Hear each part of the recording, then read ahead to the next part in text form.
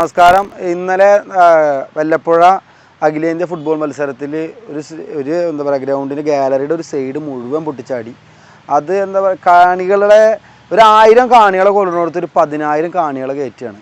അതിപ്പോൾ ആ കമ്മിറ്റിക്കാർ അത് വളരെയധികം ശ്രദ്ധിക്കേണ്ട ഒരു കാര്യമാണ്. കാരണം അവരത് ചെയ്യുന്ന നല്ലൊരു കാര്യത്തിനാണെങ്കിലും അതൊരു എന്താ പറയുക ഒരു ചാരിറ്റിയുടെ മുഖേന ചെയ്യുന്നതാണെങ്കിലും ഇവർ ഇത്ര അധികം ആളുകളെ കയറ്റുമ്പോൾ അതിനുള്ള കപ്പാസിറ്റി ആ ഗാലറിക്ക് ഉണ്ടോയെന്ന് ആലോചിക്കണം.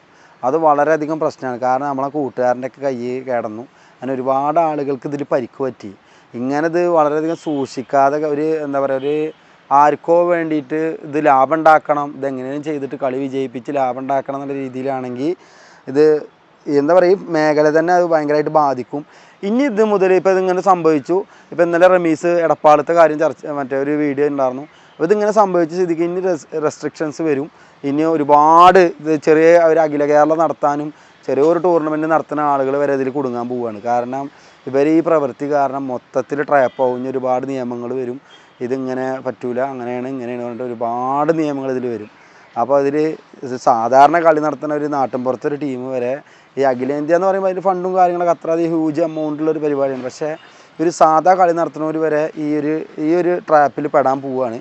ഇതിന് നിയമങ്ങൾ വരും, ഒരുപാട് പ്രശ്നങ്ങൾ വരും. പക്ഷെ അവരൊന്നും നമ്മുടെ നാട്ടിൽ നടത്തുന്ന ടൂർണമെൻറ്റ് ഇത്രയധികം കാണികളൊന്നും കയറില്ല. അപ്പോൾ അവർ അതിൻ്റെ സൗകര്യത്തിലേ ചെയ്യുള്ളൂ. പക്ഷേ ഇനി ഒരുപാട് കാര്യങ്ങൾ പഞ്ചായത്തും സർക്കാരൊക്കെ അത് പുറപ്പെടുവിക്കും. അപ്പോൾ അത് കുടുങ്ങാൻ പോണത് സാധാരണ ഒരു ടൂർണമെൻറ്റ് വെക്കുന്ന ഒരു അഖില കേരളമൊക്കെ വെക്കുന്ന ഒരു നാട്ടുകാരാണ്. അപ്പോൾ ഇത് നിങ്ങൾ വെക്കുമ്പോൾ ഇത്രയധികം കാണികൾ കയറ്റുമ്പോൾ അതിനുള്ള കപ്പാസിറ്റി ഉണ്ടാവണം. അല്ലാതെ ഒരിക്കലും കരുതരുത്. ഇനി അടുത്തത് സംഭവിക്കാൻ പോകുന്നത് കലൂരാണ്. കലൂരൊക്കെ ബ്ലാസ്റ്റേഴ്സ് ഗോൾ അടിച്ചിട്ട്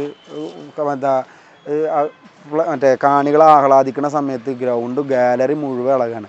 ഇതെന്നാ സംഭവിക്കുക? മൊത്തം പൊട്ടിച്ചാടണം. അന്നൊരു കുട്ടിയുടെ തലയിൽ മറ്റേ കോൺക്രീറ്റ് പൊട്ടിച്ചാടിയിട്ടൊക്കെ പ്രശ്നമായിരുന്നു. അപ്പോൾ ഇതിങ്ങനെ നോക്കാതെ ചെയ്ത് കഴിഞ്ഞാൽ ഇത് വളരെയധികം പ്രശ്നത്തിലേക്കാണ് പോകുന്നത്. അപ്പോൾ അത് ശ്രദ്ധിക്കുക. ഇത് ഈ ഗ്രൗണ്ട് മാത്രമല്ല, ഇപ്പോൾ അഖിലേന്ത്യ മാത്രമല്ല, നമ്മളെ ISL നടക്കുന്ന ഗ്രൗണ്ടുകളും നന്നായി പണിയെടുത്ത് നമ്മളൊരു പ്രൊഫഷണൽ ലെവലിൽ ഒരു യൂറോപ്യൻ ലെവലിലൊക്കെ ഉള്ള ഗ്രൗണ്ടുകൾ നമുക്ക് അനിവാര്യമാണെന്ന് മാത്രം പറയുന്നുണ്ട്. ഞാൻ നിർത്തുന്നു. Thank you very much.